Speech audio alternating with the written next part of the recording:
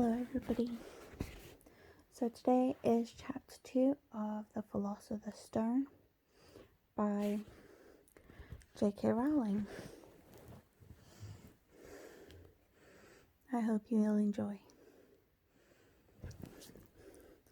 The Vanishing Glass.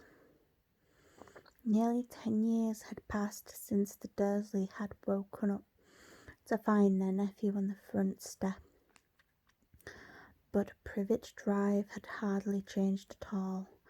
The sun rose on the same tidy front gardens and lit up the brass number 4 on the Dursleys' front door.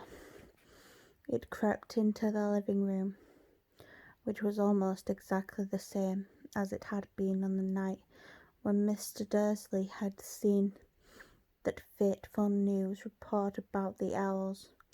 Only the photographs on the mantelpiece really showed how much time had passed. 10 years ago, there had been lots of pictures of what looked like a large pink beach ball, wearing different coloured bobble hats. But Dudley Dursley was no longer a baby, and now the photographs showed a large blonde boy riding his first bicycle on a roundabout at the fair, playing a computer game with his dad, being hugged and kissed by his mum. The room held no sign at all that another boy lived there in that house. Yet Harry Potter was still there, asleep at the moment, but not for long. His Aunt Petunia was awake, and it was her shrill voice which made the first noise of the day. Up! Get up, now! Harry woke with a start. His aunt rapped on the door again. Up! She screeched. Harry heard her walking towards the kitchen, and then the sound of the frying pan being put to the cooker. He rolled onto his back and tried to remember the dream he had been having. It had been a good one. There had been a flying motorbike in it. He had a funny feeling he had the same dream before. His aunt was back outside the door. Are you up yet? She demanded. Nearly, said Harry. Well, get a move on. I want you to look after the bacon. And don't you dare let it burn. I want everything perfect on Dudley's birthday. Harry groaned. What did you say? His aunt snapped through the door. Nothing. Dudley's birthday. How could he have forgotten? Harry got slowly out of the bed and started looking for socks. He found a pair under his bed, and after pulling a spider off one of them, put them on. Harry was used to spiders, because the cupboard under the stairs was full of them, and that's where he slept. When he was dressed, he went down the hall and into the kitchen. The table was almost hidden beneath all Dudley's birthday presents. It looked as though Dudley had got a new computer. He wanted, not to mention the second television and the racing bike. Exactly why Dudley wanted a racing bike was a mystery to Harry, as Dudley was very fat and hated exercise.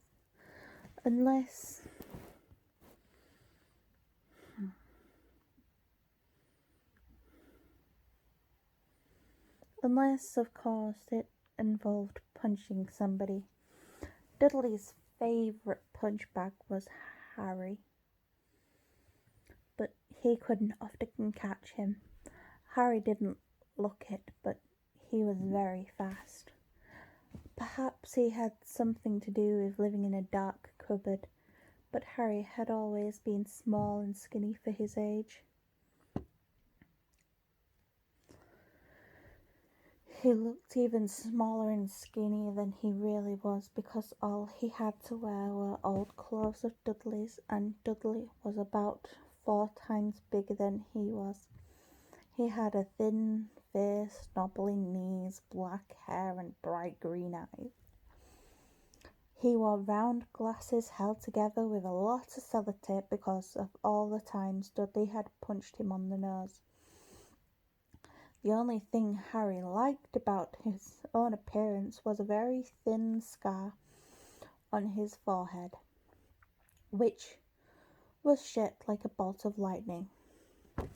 He had it as long as he could remember, and the first question he could ever remember asking his Aunt Petunia was how he had got it.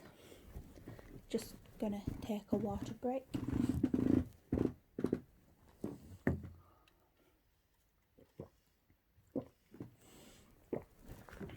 Right. Everybody sitting comfortably? Good. Don't ask questions. That was the first rule for a quiet life with the Dursleys. Uncle Vernon entered the kitchen as Harry was turning over the bacon. "Comb your hair," he barked by way of morning greeting. About once a week, Uncle Vernon looked over the top of his newspaper and shouted that Harry needed a haircut. Harry must have had more haircuts than the rest of the boys in his class put together, but it made no difference. His hair simply grew that way, all over the place. Harry was frying eggs by the time Dudley arrived in the kitchen with his mother. Dudley looked a lot like Uncle Vernon. He had a large pink face, not much neck, small watery blue eyes, and a large pink face, and a large thick blonde hair that lay smoothly on his thick fat head.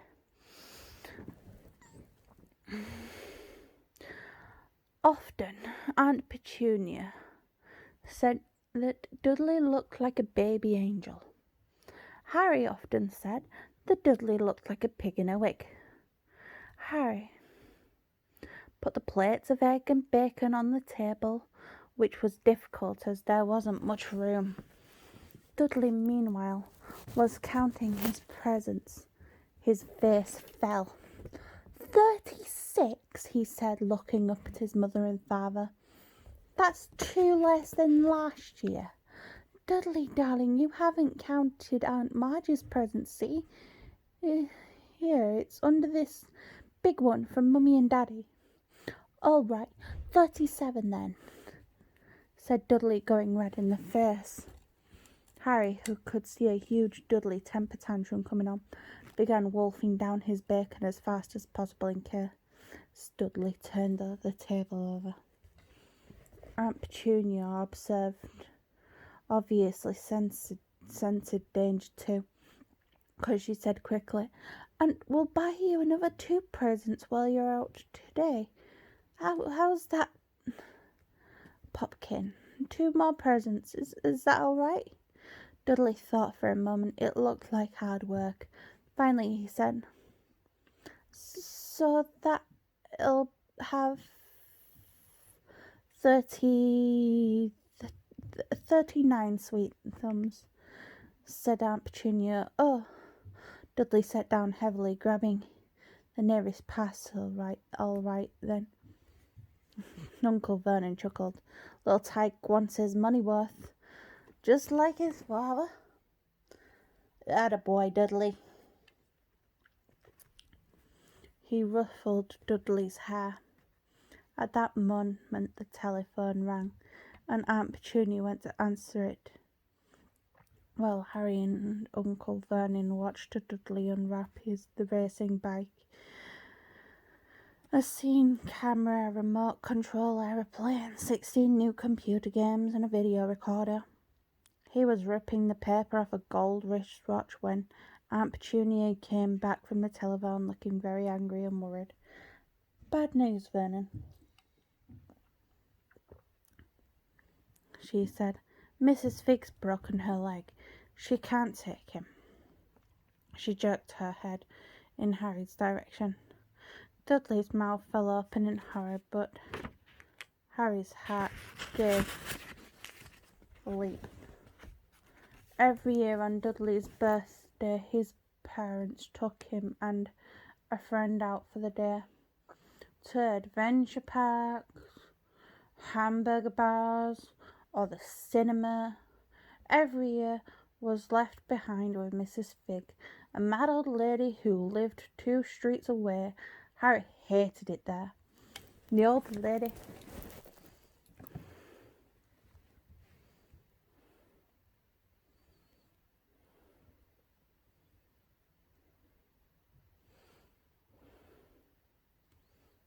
The whole house smelled of cabbage, and Mrs. Fig made him look at photographs of all the cats she'd ever owned. "Now what?" she said. Aunt Petunia looking ferociously at Harry, as though he planned this.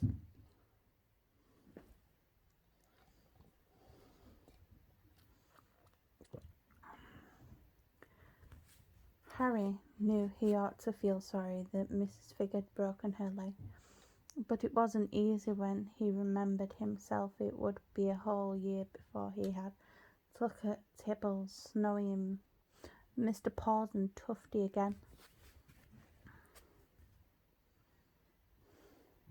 "We could phone Marge," Uncle Vernon suggested. "Don't be silly, Vernon. She hates the boy." Dursley often spoke about Harry like this, as though he wasn't there, or rather as though he was something very nasty that couldn't understand them, like a slug. "What about what's her name, your friend, Yvonne?" "On holiday in Mallorca," snapped Aunt Petunia. "You could just leave me here," Harry put in. Hopefully he'd be able to watch what he wanted on television for a change, and maybe even have a go on Dudley's computer. Aunt Petunia looked as though she'd just swallowed a lemon. "And come back and found the house in ruins," she snarled. "I won't blow up the house," said Harry, but they weren't listening. "I suppose we could take him to the zoo," said Aunt Petunia slowly. "Leave him in the car." "That's a new car. He's not sitting in it alone." Dudley began to cry loudly. In fact, it wasn't really crying. It had been years since he really cried. But he knew that if he screwed up his face and wailed, his mother would give him anything he wanted. "Dinky Dublins, don't cry. Mummy won't let him spoil your special day," she cried, flinging her arms around him. I don't want him to go. I don't want him to come." Dudley yelled between huge pretend sobs. He always spoils everything." He shot Harry a nasty grin through the gap in his mother's arms. Just then the doorbell rang. "Oh, good Lord, they're here," said Aunt Petunia frantically. A moment later, Dudley's best friend, Pierce Polkins, walked in with his mother. Pierce was a scrawny boy with a face like a rat. He was unusually the one who held people's arms behind their backs while Dudley hit them. Dudley stopped pretending to cry at once. Half an hour later, Harry, who couldn't believe his luck, was sitting in the back of the Dursleys' car with Pierce and Dudley on the way to the zoo.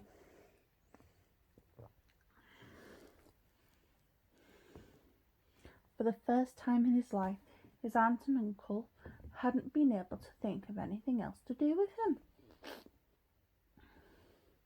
But Before they left, Uncle Vernon had taken Harry aside.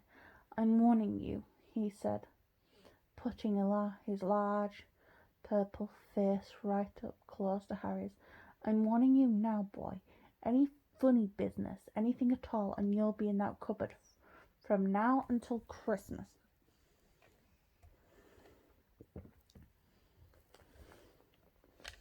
"I'm not going to do anything," said Harry, "honestly."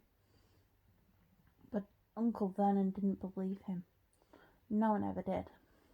The problem was, strange things often happened around Harry, and it was just no good telling the Dursley he didn't make them happen. Once Aunt Petunia tired of Harry coming back from the barber's, looking as though he hadn't been at all, had taken a pair of kitchen scissors and cut his hair so short. He was also almost bald, except for his fringe, which she left to hide that horrible scar. Dudley had laughed at him silly, at Harry, who spent a sleepless night imagining school next day, where he was already laughed at for his baggy clothes and sellotaped glasses. Next morning, however, he had got up to find his hair exactly as it had been before Aunt Petunia had sheared it off. He had been given a week in the cupboard for this, even though he had tried to explain that he couldn't explain how it had grown back so quickly. Another time, Aunt Petunia had been trying to force him into a revolting old jumper of Dudley's, brown with orange baubles. The harder she tried to pull it over his head, the smaller it seemed to become, until it might have fitted a glove puppet, but certainly wouldn't have fit Harry. Aunt Petunia had decided it must have shrunk in the wash, and to his great relief, Harry wasn't punished. On the other hand, he got into terrible trouble for being found on the roof in the kitchen of the school kitchens. Dudley's gang had been chasing him as usual, when, as much to Harry's surprise as anyone else's there, he was sitting on the chimney. The Dursleys had received a very angry letter from Harry's headmistress, telling them Harry had been climbing school buildings, but all he'd tried to do, as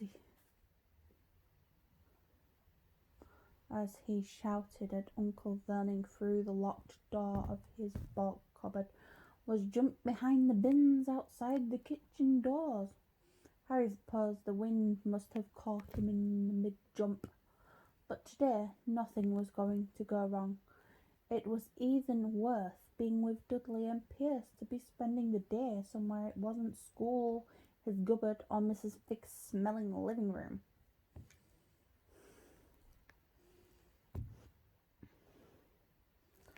While he drove, Uncle Vernon complained to Aunt Petunia. He liked to complain about things. People at work, Harry, the council, Harry, the bank, and Harry were just a few of his favourite subjects. This morning it was motorbikes, roaring along like maniacs, young hooligans.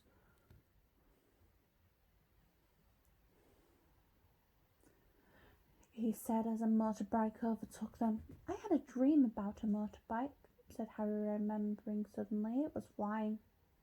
Uncle Vernon nearly crashed into the car in front. He turned right around in his seat and yelled at Harry, his face like a gigantic beetroot and moustache. "Motorbikes don't fly." Dudley and Pierce sniggered. "I know they don't," he said. "It was only a dream."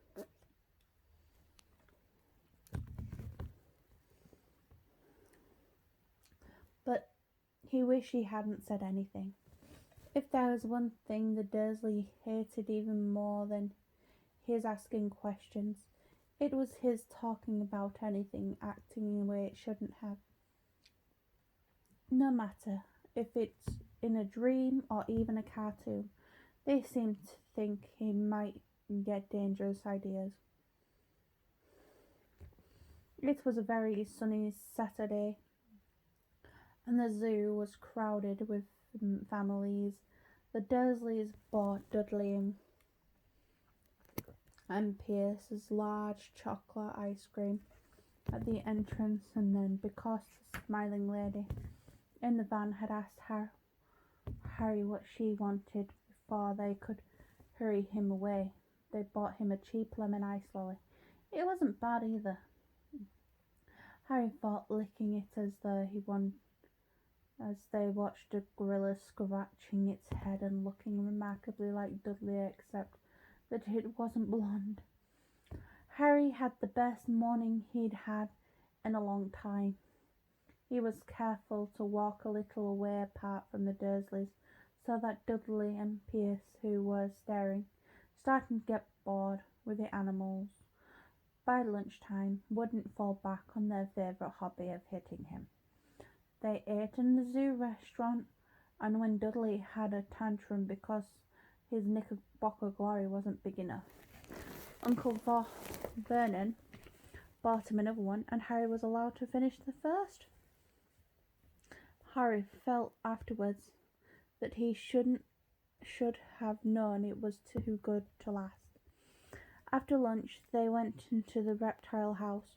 It was cool and dark in there, with lit windows all along the walls. Behind the glass, all sorts of lizards and snakes were crawling and slithering over bits of wood and stone. Dudley and Pierce wanted to see huge poisonous cobras and thick, non-crushing pythons. Dudley quickly found the largest snake in the place. It could have wrapped its body twice around Uncle Vernon's car, crushed it into a dustbin, but at the moment it didn't look in the mood. In fact, it was fast asleep. Dudley stood with his nose pressed against the glass, staring at the glistening brown coils. "Make it move," he whined at his father. Uncle Vernon tapped on the glass, but the snake didn't budge. "Do it again," Dudley ordered. Uncle Vernon rapped the glass smartly with his knuckles, but the snake just snoozed on. "This is boring," Dudley moaned. He shuffled away. Harry moved in front of the glass and looked intently at the snake. He wouldn't be surprised if it had died of boredom itself. No company except stupid people drumming their fingers on the glass trying to disturb it all day long. It was worse than having a cupboard as a bedroom, where the only visitor was Aunt Petunia hammering on the door to wake him up. At least he got to visit the rest of the house. The snake suddenly opened its beady eyes slowly, very slowly, raised its head until its eyes were on a level with Harry's. It winked. Harry stared. Then he looked quickly around to see if anyone was watching. They weren't. He looked back at the snake and winked too. The snake jerked its head towards Uncle Vernon and Dudley, then raised its eyes to the ceiling. It gave Harry a look that said quite plainly, I get that all the time." "I know," Harry murmured through the glass, though he wasn't sure the snake could hear him. "It must be really annoying." The snake nodded vigorously. "Where did you come from, anyway?" Harry asked.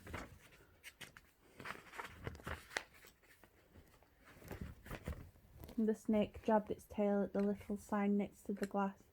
Harry peered at it. "Boa Constrictor, Brazil. Was it nice there?" The boa constrictor jabbed its tail at the sign again, and Harry read on. The specimen was bred in the zoo. Oh, I see, so you've never been to Brazil. As the snake shook its head, a deafening shout behind Harry.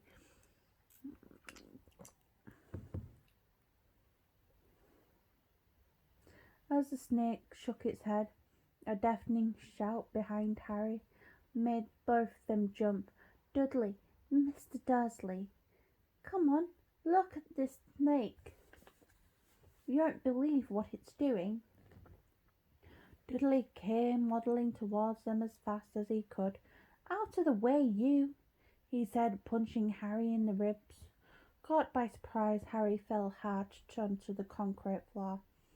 What came next happened so fast no one saw how it happened. 1 second, Pierce and Dudley were leaning right up close to the glass. The next, he had leapt back with howls of horror. Harry sat up and gasped. The glass front of the boa constrictor's tank had vanished. The great snake was uncoiling itself, rapidly slithering out on the floor. People throughout the reptile house screamed and started running for the exits. As the snake slid swiftly past him, Harry could have sworn a low, hissing voice said, Brazil, here I come. Thanks, amigo. The keeper of the reptile house was in shock. But the glass, he kept saying. Where did the glass go? The zoo director himself made Aunt Petunia a cup of strong, sweet tea while he apologised over and over again. Pierce and Dudley could only gidder. As far as Harry had seen, the snake hadn't done anything except snap play at the ankles.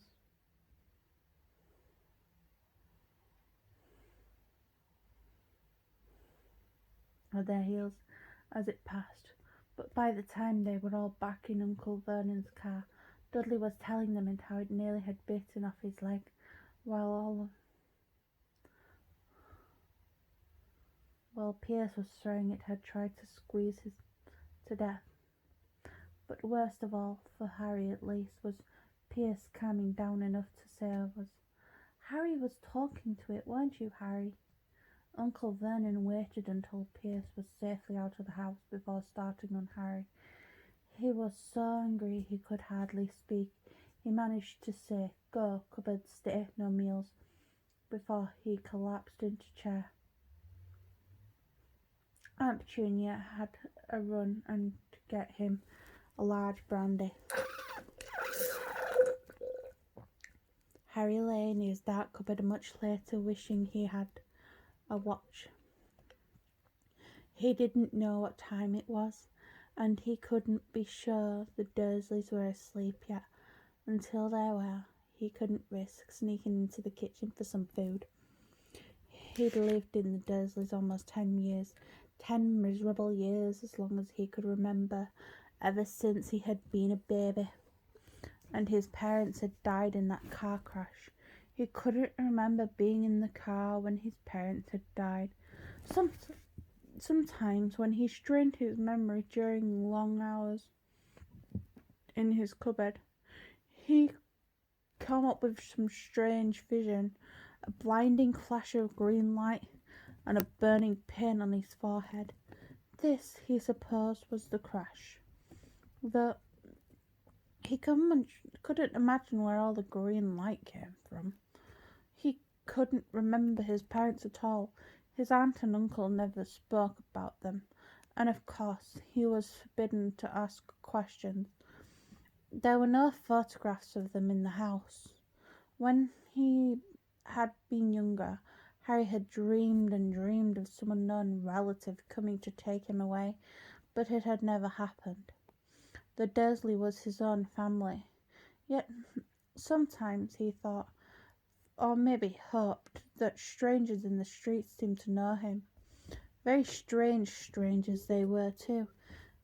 A tiny man in a violet top hat, had bowed to him once while out shopping with Aunt Petunia and Dudley. After asking furiously if he knew the man, Aunt Petunia had rushed them out of the shop without buying anything. A wild-looking old woman dressed all in green had waved merrily at him once on a bus. A bald man in a very long purple coat had actually shaken his hand on the street the other day, and then walked away without a word. The weirdest thing about all these people was the way they seemed to vanish. The second Harry tried to get a closer look. At school, Harry had no one. Everybody knew that Dudley's gang hated that odd Harry Potter in his baggy clothes and broken glasses, and nobody liked to disagree with Dudley's gang. That is the end of chapter 2. I hope you all have a pleasant day and stay safe and stay loved.